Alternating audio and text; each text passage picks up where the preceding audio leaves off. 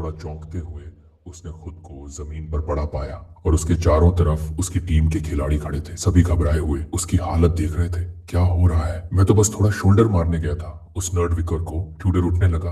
पर जैसे ही उसकी नजर विकोर पर पड़ी जो खुद को झाड़ रहा था, सब याद आ गया। वो समझ गया कि उस फिजिकल क्लैश में वो खुद बेहोश हो गया था। विकोर, वो चुपचाप खड़ा रहा और मैं तो उड़ ही गया।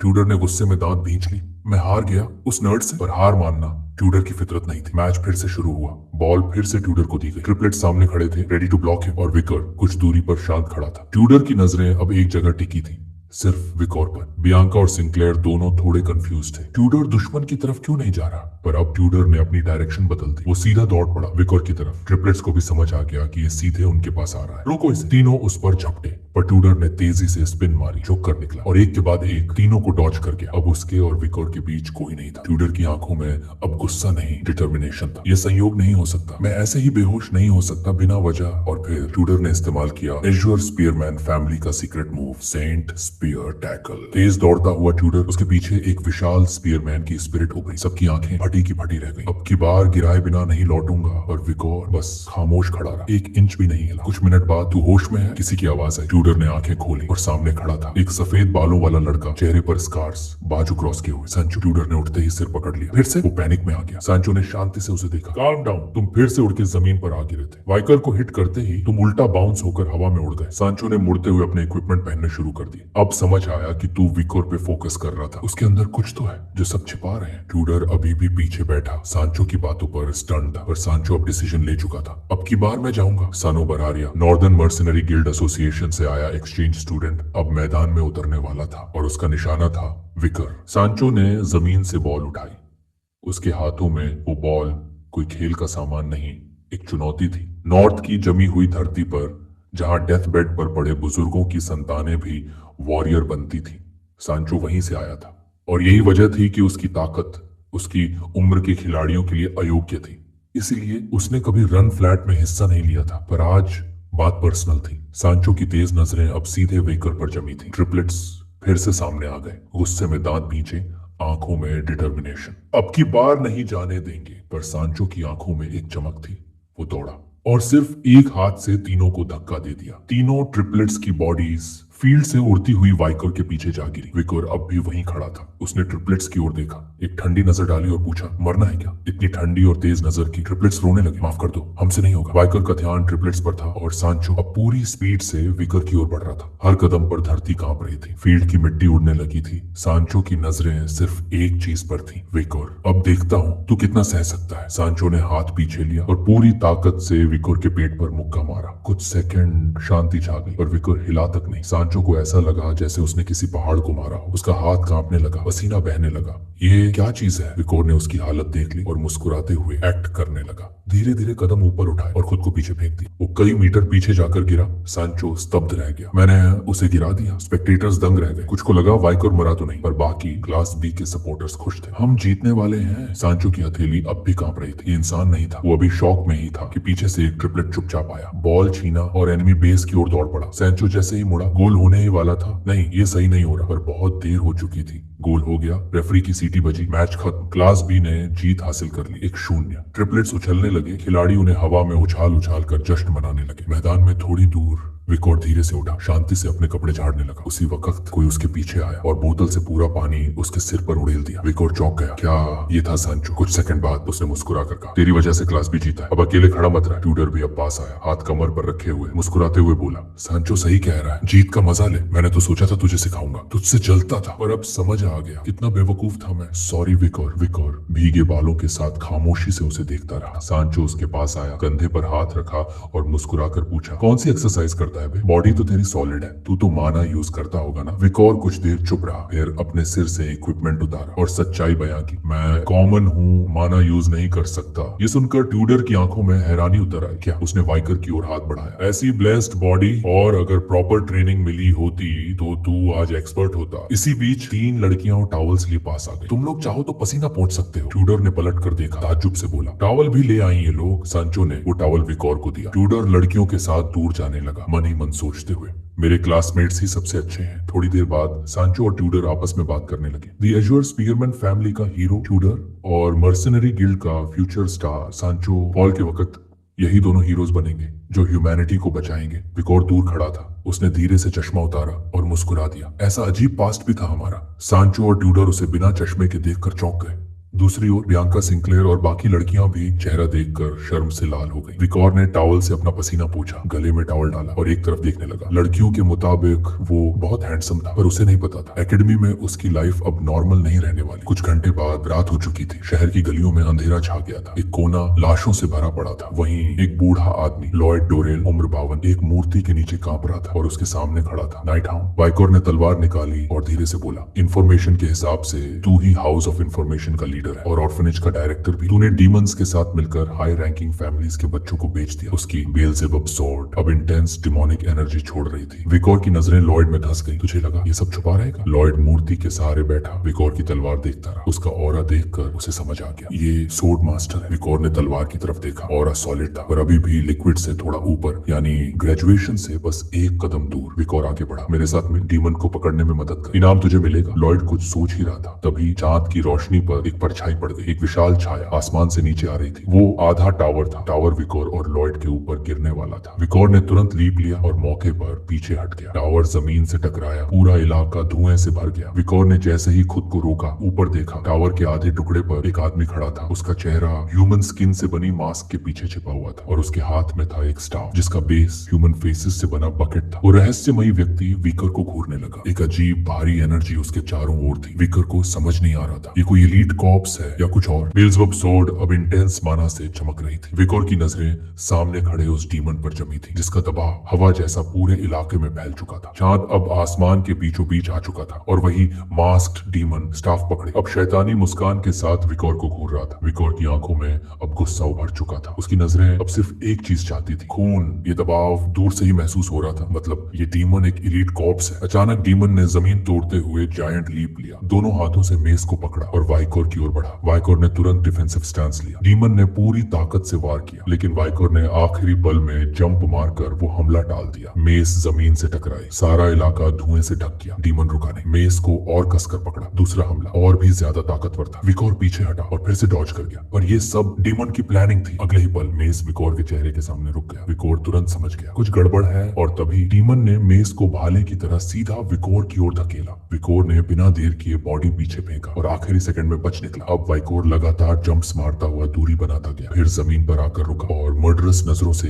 डीमन को घूरने लगा। बेल्जेबब स्वॉर्ड अब और भी ज्यादा चमक रही थी। ये डीमन एक एडवांस्ड ग्रेजुएट की तरह लग रहा था और इसका फाइटिंग स्टाइल रिलीजियस क्वेव्स का था। धुआं छंटने लगा था। डीमन ने मेस उठाया और वाइकोर की तरफ देखा और अब एक सच्चाई सामने आ रही थी। ये एलीट कॉर्प्स नहीं है। विकोर थोड़ा हैरान हुआ पर शांत रहा। रिलीजियस ऑर्डर में भी सडन घुस चुकी है। ये शायद एलीट कॉर्प्स का एक नौकर है जो उसके लिए ओकेजनल काम करता है। विकोर ने बेल्जेबब स्वॉर्ड को डीएक्टिवेट किया। अब वो लिक्विड एनर्जी में बदलने लगी थी। अगर ये लड़ाई में जीत गया तो एलीट कॉर्प्स का पता चल सकता है। बस ये गंदगी हटाने में वक्त लग रहा है। अचानक डीमन फिर से ऊपर से कूदा। विकोर ने गार्ड लिया। अब वो सच में वार्म अप करने वाला था। कई सालों बाद डीमन ने पूरी ताकत से अटैक किया। विकोर ने अपनी टांग से उसे ब्लॉक कर दिया। डीमन खुद हैरान रह गया, ये ब्लॉक कैसे हो गया? उसी कंफ्यूजन का फायदा उठाते हुए विकोर एक पल में उसके सामने आ गया और सीधे उसके सीने पर हमला कर दिया। एक के बाद एक मुक्के, फिर एक जोरदार घूंसा उसके रिब्स में। डीमन का शरीर उड़कर टावर की दीवार से टकराया। टावर की दीवार चकनाचूर, लेकिन डीमन अब भी जिंदा था। उसने खुद को रोका और टावर पर चढ़कर उसी फ्लोर पर आ गया जहां विकोर खड़ा था। विकोर को देखकर डीमन फिर से गुस्से में आ गया। गरजते हुए दोबारा हमला किया, लेकिन उसके पास आने से पहले ही एक झपक में विकोर ने उसकी बांह काट दी। डीमन स्तब्ध रह गया पर विकोर ने उसे वक्त नहीं दिया सोचने का। एक पल में उसके पीछे पहुंचा और अब एल्बो और नी से दो और घातक वार के लिए तैयार था। विकोर ने डीमन की बांह पूरी ताकत से मसल दी। उसकी चीखें गूंज उठी और हाथ से मेस छूट गया। अब वो पूरी तरह डिफेंसलेस था। विकोर ने छलांग लगाई, उसके सामने प्रकट हुआ और सीने पर जोरदार घूंसा मारा। उसका शरीर पीछे की ओर उड़ा। पीछे दीवार थी और दीवार में तेज स्टील की रॉड्स। डीमन का शरीर दीवार से टकराया और एक स्टील रॉड सीधे उसके पेट में घुस गई। अब वो तड़प रहा था, रक्त बहता जा रहा था, सांसें टूट रही थी। विकोर धीरे धीरे उसकी ओर बढ़ा। उसके सीने पर एक शब्द लिखा था, एफिबो। विकोर की नजर उस नाम पर पड़ी और वो समझ गया, ये उसका नाम है। अब विकोर की नजरों में एक सिनिस्टर चमक थी। वो बोला, कौन है तेरा मास्टर? किसने तुझे इस हाल में पहुंचाया? डीमन कुछ बोलने के बजाय गुस्से में गुर्राने लगा। विकोर को शक हुआ, शायद इसकी जुबान भी कंट्रोल की जा रही है। अब वो उसके पास बैठ गया और इंट्रोगेशन शुरू करने का दूसरा तरीका अपनाया। उसने स्टील रॉड को पकड़कर धीरे से खींचा और बोला, सवाल सिर्फ शब्दों से नहीं पूछे जाते। तेरे शरीर के टुकड़े, तेरी नसों का बहता लहू, तेरी हड्डियों की बनावट और तेरे माना की गहराई, सब कुछ बताएंगे। टावर के शैटर्ड हिस्सों में अब लाइट आने लगी थी, पर डीमन अब भी कुछ नहीं बोला। विकोर अब रेडी था इंटेरोगेशन शुरू करने के लिए। कुछ समय बाद टावर के मलबे के नीचे से किसी की आवाज आई, बचा। विकोर ने घूम कर देखा, कौन हो सकता है ये? वो जमीन पर उतरा, मलबा हटाने लगा और फिर वहां से निकला लॉयड, थोड़ा घायल पर जिंदा था। विकोर को याद आया, ये वही है जो खुद को पॉइजन सेलर कहता था। इतनी तबाही के बीच बच जाना किसी चमत्कार से कम नहीं था। विकोर को सामने देख लॉयड के चेहरे पर डर की परछाई उतर आई। उसके दांत भींच गए, माथे पर पसीना छलक आया। उसे पता था अगर जिंदा रहना है तो सब कुछ बताना होगा। लॉयड ने डरते हुए पूछा, तो तुम मुझे मारोगे तो नहीं? विकोर का जवाब साफ था, तू कितनी कीमती जानकारी देगा, उसी पर तेरा वजूद टिका है। उसी वक्त पास की एक इमारत की छाया में कोई खड़ा था और ये कोई डीमन नहीं, इंसान था। चुपचाप, बस निगाहें झुकाए। लॉयड की नजर जैसे ही उस इंसान पर पड़ी, वो पूरी तरह घबरा गया। उसकी रूह कांप गई और उसने चिल्लाकर सब कुछ उगलना शुरू कर दिया। डायरेक्टर के ऑफिस में सेफ के अंदर है सारी इंफॉर्मेशन। पर इससे पहले कि वो कुछ और बोलता, उस आदमी की आंखों में चमक आई और उसकी पुतली में एक अजीब सिंबल उभर आया। विकोर को उसकी प्रेजेंस महसूस हुई। वो तुरंत अलर्ट हो गया और घूमकर पीछे देखा और उसी पल लॉयड का शरीर अजीब ढंग से मुड़ने लगा। उसके मुंह से और मुंह निकलने लगे। विकोर चौंक गया, ये क्या हो रहा है? लॉयड के शरीर से अब भारी मात्रा में माना निकल रही थी। विकोर स्टन था, ये इतनी भारी एनर्जी। लॉयड का शरीर फूलता गया और फिर एक जबरदस्त एक्सप्लोजन के साथ फट गया। पूरा इलाका थर्रा उठा, ऑर्फनेज समेत सब कुछ मलबे में बदल गया। इसी समय शहर की घंटियां बजने लगी। एक्सप्लोजन की आवाज सुनकर सिटी गार्ड्स हरकत में आ गए। वो भागते हुए सिटी ब्रिज तक पहुंचे और ऊपर देखा, पूरा आसमान धुएं से ढका था। सेंटेंस भी वहां आ गई, चेहरे पर कंफ्यूजन और चिंता। वो बोली, क्या हुआ यहाँ? कोई जिंदा है? गार्ड्स ने जवाब दिया, हम जांच कर रहे हैं, पर जो बचा है वो डरावना है। जैसे ही सेंटेंस उस जगह पहुंची जहां एक्सप्लोजन हुआ था, उसके कदम ठिठक गए। पूरा इलाका बर्बादी से पट चुका था। ऑर्फनेज के नाम पर अब सिर्फ राख और पत्थर बचे थे। वो धीरे धीरे मलबे के बीच चलने लगी और उसका दिल ये मानने को तैयार नहीं था कि ये बस कोई सामान्य विस्फोट था। नहीं, ये किसी राक्षसी शक्ति का असर था। हर पत्थर पर, हर टूटी दीवार पर लड़ाई के निशान साफ दिखाई दे रहे थे। वो जगह जहां कभी मासूम बच्चों की हंसी गूंजती थी, अब सिर्फ राख, धुआं और खामोशी थी। सेंट आगे बढ़ी और तभी उसकी नजर जमीन पर पड़ी। एक चीज पर अटक गई, एक नकाब। वो वाइकोर का मास्क था। उसका दिल जोरों से धड़कने लगा। वो एक पल के लिए चारों ओर देखने लगी और फिर जल्दी से झुककर मास्क को अपने कपड़ों से ढक लिया। उसे किसी की नजर इस पर नहीं पड़ने देनी थी। तभी पीछे से एक गार्ड ने पूछा, आर यू ओके सेंटेंस? आपका चेहरा थोड़ा अजीब लग रहा है। सेंटेंस ने थोड़ा घबरा कर मुस्कुराने की कोशिश की, आई एम फाइन, बस थोड़ा एनीमिक फील हो रहा है, थकान है शायद। फिर उसने यह भी कह दिया, यहाँ कोई कैजुअलिटी नहीं दिख रही, इसलिए ज्यादा जोर मत डालो, बस इलाके को सिक्योर करो। गार्ड्स उसकी बात मानकर दूर चले गए और जैसे ही वो अकेली हुई, उसने धीरे से अपनी स्कर्ट को हटाया और मास्क को नजदीक से देखा। उसके हाथ कांपने लगे, चेहरे पर पसीने की धार, सांसें तेज हो गई। वो पूरी तरह नर्वस हो गई थी क्योंकि वो नहीं जानती थी कि ये नकाब किसका था। क्या ये उसी का था, द नाइट ब्लड हाउंड? अगले दिन सुबह एकेडमी में क्लासेस का टाइम हो चुका था। सभी स्टूडेंट्स अपनी अपनी जगह पर आ चुके थे, लेकिन आज माहौल थोड़ा अलग था। प्रोफेसर विनी मॉर्ग का चेहरा गुस्से से भरा हुआ था। उसके सामने रखी एक टेबल पर पड़ा था एक विशाल बिच्छू का शव जिसका नाम था वेनोपियन। वो अपने हाथ बांध कर खड़ा था और गुस्से में पूछा,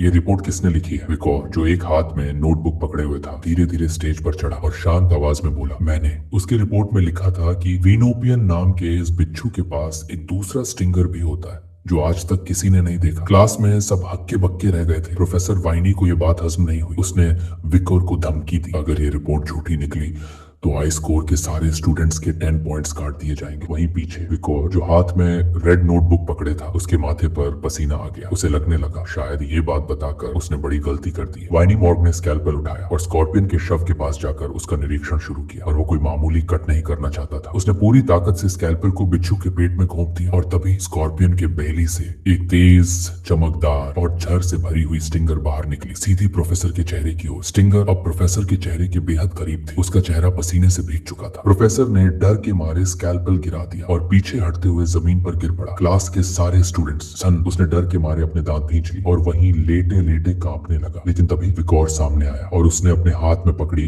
रेड नोटबुक से उस स्टिंगर को रोक दिया। फिर उसने शांत लहजे में पूछा, प्रोफेसर क्या अब मेरा रिपोर्ट सच साबित हुआ? विनी मॉर्ग अब स्तब्ध था। उसे अपनी आंखों पर यकीन नहीं हो रहा था। एक स्टूडेंट कैसे ऐसा रहस्य जान सकता है जो आज तक कोई नहीं जान पाया? ये वही स्टिंगर था जिसकी वजह से कई अनएक्सप्लेन्ड मौतें हो रही थी और अब मिस्ट्री सॉल्व हो चुकी थी। प्रोफेसर ने गहरी सांस ली और पूरे आई स्कोर को 1 पॉइंट देने की घोषणा की। पर वाइकोर से कहा, क्लास के बाद लैब में आना, मुझे तुमसे कुछ और जानना है। विकोर ने कहा, अंडरस्टूड सर। क्लासरूम अब भी शॉक में था। सबकी नजरें अब वाइकोर पर थी। ये वही लड़का है जो खेल में अच्छा है और ये तो पढ़ाई में भी जीनियस निकला। विकोर धीरे से अपनी जगह पहुंचा, चेयर को हाथ से पीछे किया, बैठ गया और बस जमीन की ओर देखने लगा। विकी जो पास बैठा था उसकी आंखों में खुशी झलक रही थी। वो मुस्कुरा रहा था क्योंकि उसका दोस्त आज छा गया था। सनलाइट खिड़की से अंदर आ रही थी और विकोर अपनी मोटी ग्लासेस के पीछे से बस खामोशी से सब कुछ देख रहा था। विकोर अब भी चुपचाप बैठा क्लास की हलचलें देख रहा था और उसकी आंखों के पीछे कल की वो भयानक एक्सप्लोजन फिर से जिंदा हो चुकी थी। वो एक्सप्लोजन इतनी खतरनाक थी कि पूरा ऑर्फनेज राख बन चुका था। हर तरफ सिर्फ तबाही और उसी ब्लास्ट में विकोर ने अपना एक हाथ, चेहरा और शरीर के कई मसल्स तक खो दिए थे। लेकिन ये विकोर था, उसके लिए दर्द कोई मायने नहीं रखता। उसने धीरे धीरे रिजेनरेशन शुरू की। हड्डियां जुड़ने लगी, मांसपेशियां फिर से बनने लगी और चेहरा वापस अपने पुराने रूप में लौटने लगा। शरीर पूरी तरह ठीक होते ही उसने दोनों हाथ आगे कर ली जैसे किसी अगले अटैक का इंतजार कर रहा। उस पल विकर सदमे में था। ये एक्सप्लोजन इतनी जबरदस्त कैसे हो सकती? और फिबो पर ब्लास्ट से ठीक पहले वो हरामी कहीं गायब हो गया था। विकोर के हाथ सिर्फ एक चीज लगी थी, डायरेक्टर के सेफ से निकली अकाउंटिंग बुक। उसी बुक में कुछ ऐसा लिखा था जिससे उसे पता चला ऑर्फनेज में कई ऐसे बच्चों को रेस किया गया था जिन्हें बाद में डीमंस के लिए फूड की तरह इस्तेमाल किया गया। उस ऑर्फनेज का किसी से कोई सीधा कनेक्शन नहीं था और यह भी मुमकिन था कि इंपीरियल पैलेस में 10 एलीट कॉर्प्सेस छुपा कर रखे गए। मूनलाइट की रात में किसी और जगह एक आदमी एकेडमी की यूनिफॉर्म पहने किसी घर की छत पर खड़ा था। यही वो इंसान था जिसने ऑर्फनेज के डायरेक्टर की बॉडी उड़ाई थी। वो मंद मंद मुस्कुराया। उसे लगा कि उसने नाइट हाउंड को पूरी तरह खत्म कर दिया है। क्लासरूम में वापस विकर की आंखों में अब भूख उतर आई थी। वो क्लास के दूसरे स्टूडेंट्स को बड़ी बारीकी से ऑब्जर्व करने लगा। उसे लग रहा था यहाँ कहीं एक एलीट कॉर्प्स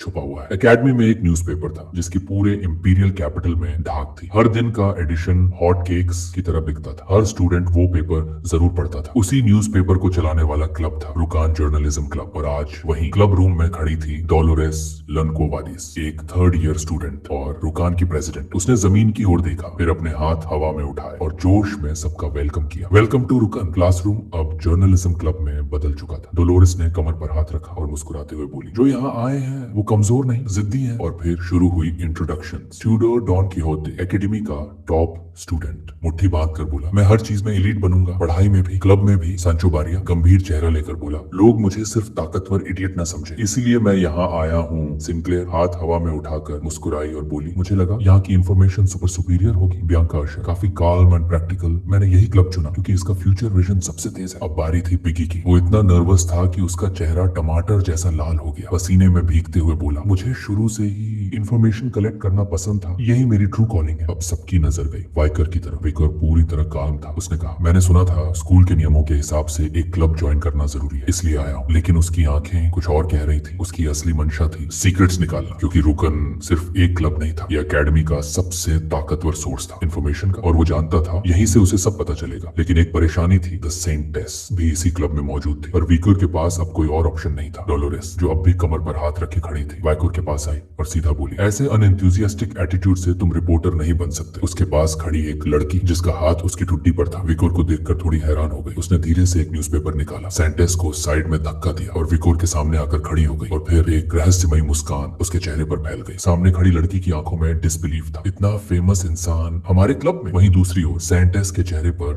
शॉक था। इसी बीच विकोर की एक तस्वीर जिसमें वो मैच के बाद पसीना पोंछ रहा था इतनी वायरल हो गई कि वो न्यूज़पेपर में छप गया, फेशियल जीनियस के नाम से। ट्यूडर ने जैसे ही वो न्यूज़पेपर देखा, हंसते हुए उंगली से उस तस्वीर की तरफ इशारा किया, फिर वाइकोर की ओर मुंह घुमा लिया, आंखें बंद की और जोर जोर से हंसने लगा। वाइकोर बस चुपचाप बैठा रहा, एक शब्द नहीं कहा। डोलोरेस ने थोड़ा हैरान होकर पूछा, ये आर्टिकल कब आया? लड़की जो अब तक विकोर को घूर रही थी, उसका नाम था एना, रुकान की 3rd ईयर वाइस प्रिंसिपल। वो खिलखिलाकर हंसी और बोली, मुझे किसी ने रिपोर्ट दी थी एकेडमी में एक न्यू हैंडसम स्टूडेंट आया है, अगर उसे पब्लिश नहीं करती तो खुद को रिपोर्टर नहीं कहती। डोलोरेस ने अपना चेहरा हाथों से ढक लिया। वो थोड़ा डिसअपॉइंटेड लग रही थी। एना ने एक हाथ कमर पर रखा, दूसरा हाथ हवा में फैलाया। सभी नए स्टूडेंट्स एक लाइन में खड़े हो गए क्योंकि बाकी सेट सेकंड और थर्ड ईयर स्टूडेंट्स फील्ड में रिपोर्ट्स करने गए थे, तो अन्ना ने क्लब की आज की एक्टिविटीज इन्हीं स्टूडेंट्स के साथ शुरू की। एक रिपोर्ट सबके सामने रखी गई। एक अजनबी ने ऑर्फनेज को पूरी तरह तबाह कर दिया। सभी स्टूडेंट्स टेबल पर बैठ गए और रिपोर्ट्स पढ़ने लगे। विकी ने पूछा, ये वही एक्सप्लोजन है जो कल हुई थी? डोलोरेस ने सिर हिलाकर जवाब दिया, हाँ, उसी दिन मैं एकेडमी से बाहर थी, कुछ रिपोर्ट्स कर रही थी। एना ने शांत स्वर में कहा, हम मानते हैं कि यह वही कल्प्रिट है जिसने इंपीरियल कैपिटल में रीसेंट मर्डर किया था। और फिर सभी रिपोर्ट्स में सबसे डरावनी बात सामने आई। ऑर्फनेज में ढेरों बच्चों की लाशें मिली थी। विकी के हाथों में रिपोर्ट थी। वो कांपने लगा, चेहरे पर पसीना, आंखों में डर। उसने धीरे से विकोर की तरफ देखा और होठों के पास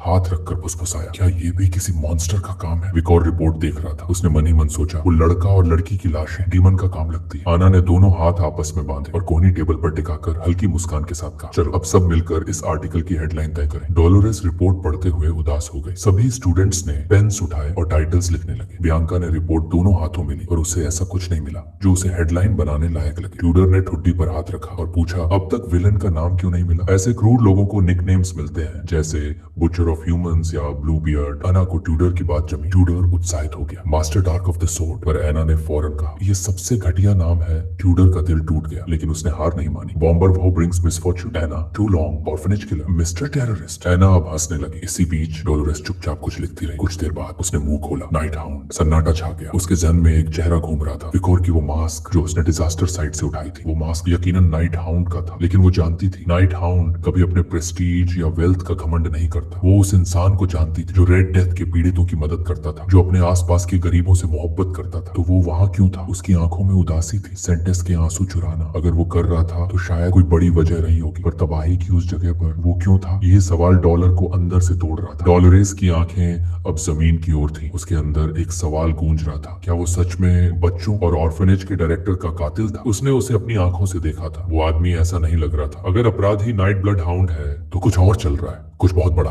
वो अपने ख्यालों में डूबी थी। तभी किसी ने पूछ लिया, क्या नाइट ब्लड हाउंड अच्छा इंसान है? उस सवाल ने डोलोरेस को झटका दिया। वो ट्रांस से बाहर आई, चेहरे पर सरप्राइज। बाकी सब स्टूडेंट्स अब उसकी ओर देखने लगे। सिंक्लेयर ने हाथ उठाया, मुस्कुराते हुए कहा, हमारे विलन का नाम नाइट ब्लड हाउंड होना चाहिए। डोलोरेस का चेहरा लाल हो गया। उसने जल्दी से अपना मुंह ढक लिया। रियलिटी ये थी कि उसने खुद ही वो नाम फुसफुसाया था। एना ने डोलोरेस से पूछा, तो फिर ये हेडलाइन कैसी लगेगी? इंपीरियल कैपिटल में दहशत फैलाने वाला villain night blood hound. Dollar ने सिर झटका। रुकन की हेडलाइंस सिर्फ सच पर आधारित होनी चाहिए। अब तक ऐसा कोई प्रूफ नहीं है कि वही कल्प्रिट है। ट्यूडर जो वाइकर के बगल में बैठा था उसकी ओर झुका और शांत आवाज में पूछा, तुम्हें क्या लगता है विको, क्या नाइट ब्लड हाउंड एक विलन है? विको टेबल पर दोनों हाथ रखे बैठा था। उसने सिर उठाया और पूछा, तुम्हारा मतलब क्या है? ट्यूडर मुस्कुराकर बोला, मतलब तुम क्या सोचते हो? क्या वो बुरा इंसान है? विकोर कुछ देर तक ट्यूडर को देखता रहा, फिर नजरें नीचे की और थोड़ी देर खामोशी के बाद बोला, मुझे नहीं पता। और फिर किसी ने नहीं सोचा था कि नाइट ब्लड हाउंड जैसा नाम सेंटेस के मुंह से सुनने को मिलेगा। ट्यूडर हंसते हुए उसके करीब आया, एक हाथ उसकी गर्दन पर रखा, दूसरा कंधे पर, आंखें बंद कर ली और खिलखिलाया, मैं बस तुम्हारी राय जानना चाहता था। विकोर थोड़ा इरिटेट हुआ और फिर उसने सिर झुकाया और चुपचाप सोचने लगा। काफी देर बाद उसने मुंह खोला, सच कहूं तो वो कोई अच्छा इंसान नहीं है, तो शायद हाँ वो विलन ही है। ट्यूडर ने सिर हिलाया, सेम थॉट। लेकिन तभी एक जोरदार आवाज से टेबल कांप उठी। ट्यूडर और विकोर दोनों चौंक गए। ये डोलोरेस थी। उसकी आंखें विकोर पर जमी हुई थी। गुस्से से बोली, तुम सच में सोचते हो कि नाइट ब्लड हाउंड अच्छा इंसान नहीं है? तुम दोनों को इतनी सर्टेनिटी कैसे? ट्यूडर ने घबराकर विकोर के कंधे से हाथ हटा लिया और पसीना पसीना हो गया। विकोर की आंखें थोड़ी बहल गईं। डोलोरेस की आवाज में जो इमोशन था वो उसे चौंका गया। उसने ऐसा रिएक्शन